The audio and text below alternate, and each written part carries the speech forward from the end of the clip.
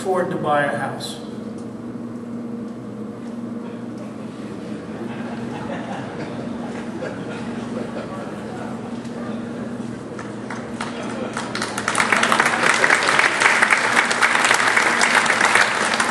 So, what do you think the second half is? Okay, so how many of you would agree, much like 2 + 2 = 4, how many of you would agree if you can't afford to buy a house, don't buy it?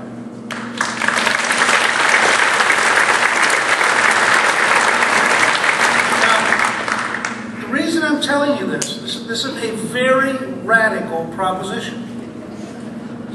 Because for 25 years we've been lying. For 25 years we've had government policies that said, look, if you can't afford to buy a house, what if I got you into a house with no down payment, no payment on principal for 3 years, I gave you a below market interest rate, wouldn't you be happy?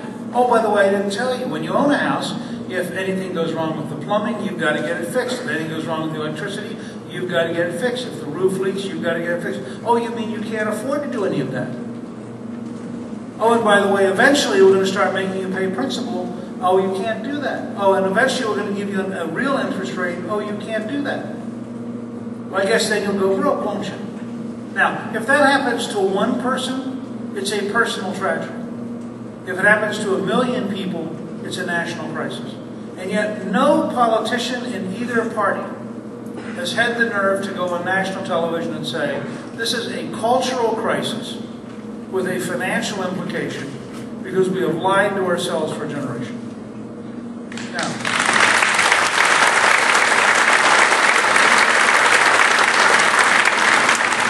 let me give you the same example in education. Every time anywhere in America we promote a child who has not learned that year's education, we cheat them for the rest of their lifetime. Every time we have a first, second, or third grader who can't read and we promote them, we cripple them for the rest of their lifetime. And it's not a function of money. I was in a school in Philadelphia, Pennsylvania 2 weeks ago. I find myself in the amazing circumstance, which I would never have predicted, that I'm now going around the country with the Reverend Al Sharpton. Now, I guarantee you, 2 years ago, I would have thought you were crazy if you told me that.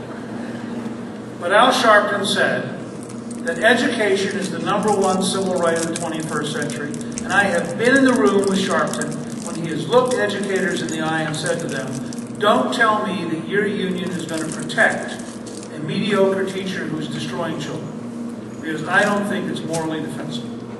And he is prepared to say that. And here's what I want to plant, because if you're going to imagine a prosperous, successful panhandle 10 or 15 or 20 years from now, education is going to be one of the keys. And it's not about money. It's about leadership, it's about standards, and it's about learning what works. So Sharpton and the Secretary of Education, Arnie Duncan, and I were in Philadelphia 2 weeks ago. We were in a school called the Mastery School, named for the Mastery charter school system. This school 3 years ago, inner city, African American, very poor children.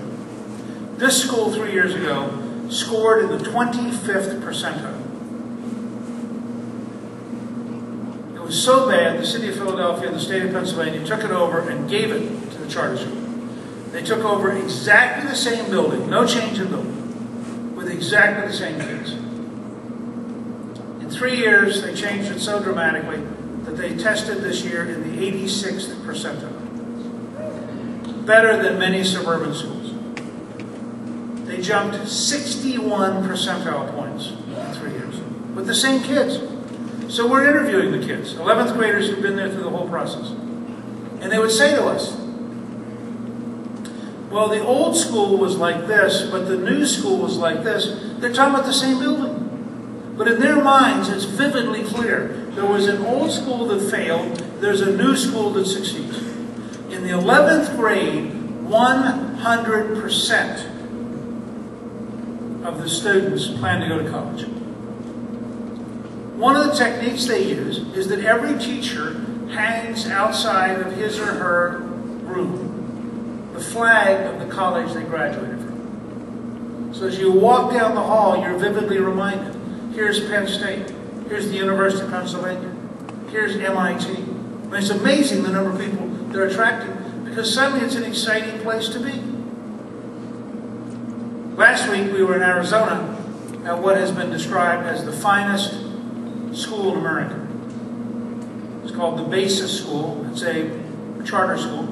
It is less expensive than the bureaucratic schools. 85% of the teachers do not have a teaching certificate. The only thing they have is substance. They have a PhD in biology. They have masters in chemistry. They have a professor from Johns Hopkins who uses the same notes in her 10th grade English class that she used to use to teach college at Johns Hopkins.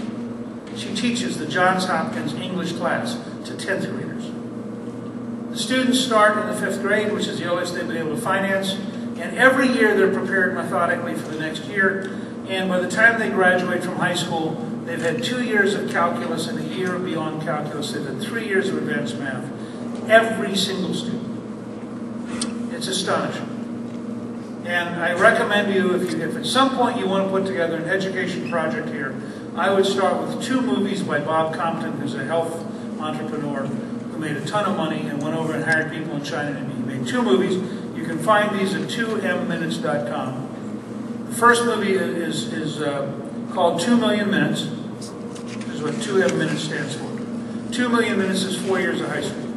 And in the first movie, he shows you Chinese, Indian, and American high school students. And at the end of the movie, you realize that we are a country aggressively preparing for the 1956 Olympics. And nobody's going to win any prizes preparing for the 1956 Olympics. The second movie, which just came out, is called 2 Million Minutes, the 21st Century Solution, and it's a film about the Basis School in Tucson. Now, you have the potential here. You have the intellectual capability. You have the community.